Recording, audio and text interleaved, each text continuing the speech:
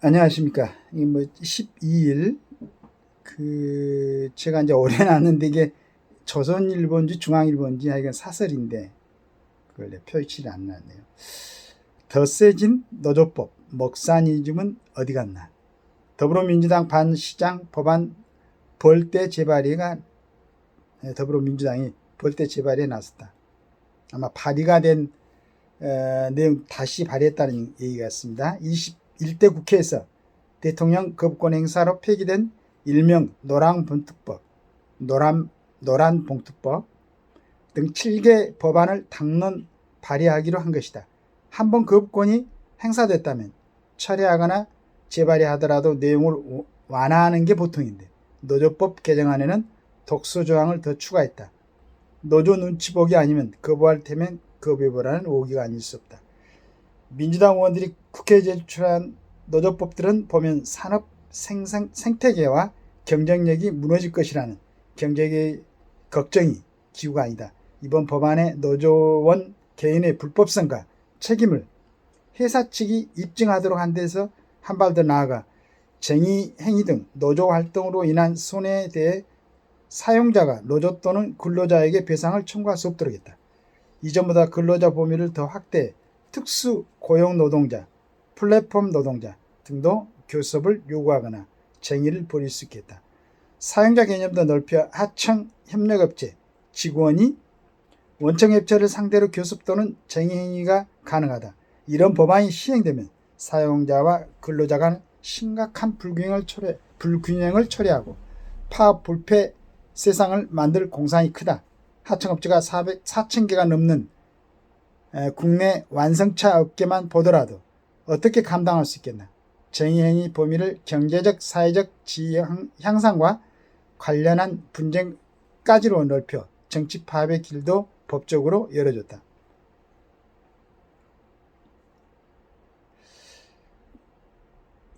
어느 기업이 국내에서 사업을 하려고 하겠나. 민주당의 폭지법은 이뿐이 아니다. 개별 사업자인 점주단체를 노동조합과 같은 법적 단체로 인정해 가맹본부와의 단체 교섭권을 보장하는 법안은 자영업 시장조차 노조단체의 먹잇감으로 던져주겠다는 악의의 다름이 아니다. 악의의 다름 아니다.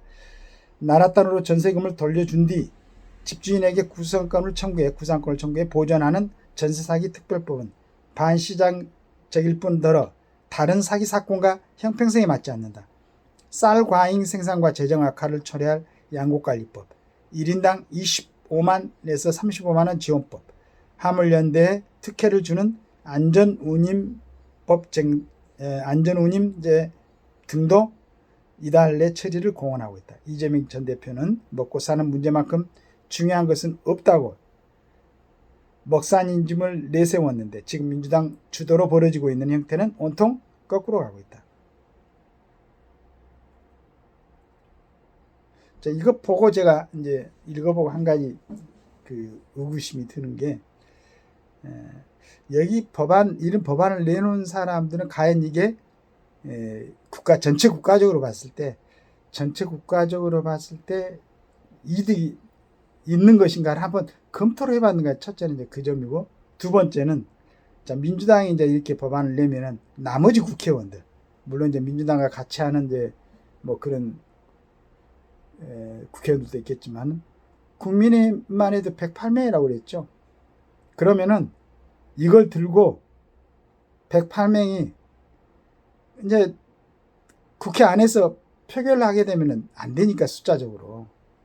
그러면 각 지역에 돌아다니든지 선거운동 할 때만 그러지 말고, 우리나라 뭐 유명한 유튜브들이 많으니까 어떻게 사정을 하든지, 그러나면 방송사하고 내지는 각 언론사의 기자들하고 연결을 해가지고 본인이 이 부분에 여러 가지 중에서 한 개라도 이건 아니다, 이게 통과가 되면 이런 문제가 있다, 물론 본인들은 국민들도 다 알고 있다고 생각하겠지만은 상세한 내용, 그 법률안이 통과되면은 개별적인 뭐 사업주들이나 국가 전체에 어떤 영향을 미칠 것인가를 국민들이 관심도 없고 제대로 알 수도 없을 수도 있어요. 관심이 있겠지만 관심을 둘 수 있는 상황들이 아니기 때문에 그렇게 갖고 알려야죠. 그 법이 통과되더라도. 그래야 다음에 그러한 법들을 만들어서 통과시킨 사람들에 대한 대가를 지불을 요구할 수가 있죠. 국민들이. 그런데 그런 게 안 해요. 조용해요. 뭐 토요일 일요일 맞아서 또 어디 뭐 이렇게 되면은 진짜 얘기 나온 것처럼 누가 우리나라에서 국내에서 사업을 하려고 그러겠습니까?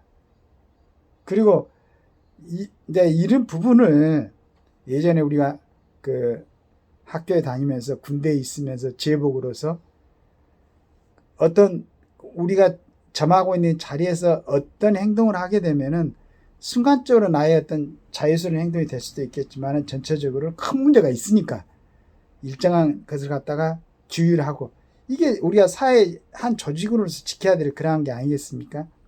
그런데 지금 열심히 일하고 있는 일은 아마 저는 일하고 있는 모든 노조원들이 그럴 거라고 생각 안 해요. 일부 사람들이 그걸 갖다 이용해가지고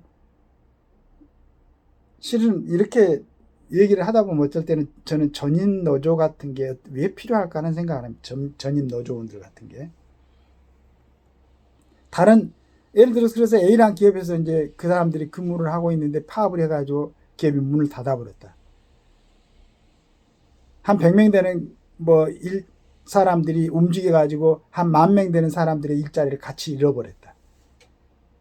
얼마나 많은 피해가 오겠습니까? 그 다음에 요즘은 경쟁을 국내끼리만 하는 거 아니잖아요. 그렇게 뭐 삼성전자도 파업한다 해서 정말로 속으로 그런 생각이 들었는데 평균 임금이 뭐 1억 2천인가 연봉이 된다는데 지금 국내에서 사업하는 사람들 물론 그 사람들이 생각할 때는 그래 뭐 그 사람들하고 우리하고 틀리니까 우리는 그러나 대한민국 온 국민이 같이 그 사람들이 삼성전자에서 그 일을 하고 있을 때 다른 사람들 하면서 그 사람들이 차를 타고 먹고 움직이고 하는 관련된 서비스를 간접적으로 하고 있을 수가 있어요. 그리고 그렇게 해야만이 또 국가가 운영이 되고 지탱이 되고 그런 생각들을 한번 해보면서 다시 한번 생각을 해보시기 바라겠습니다.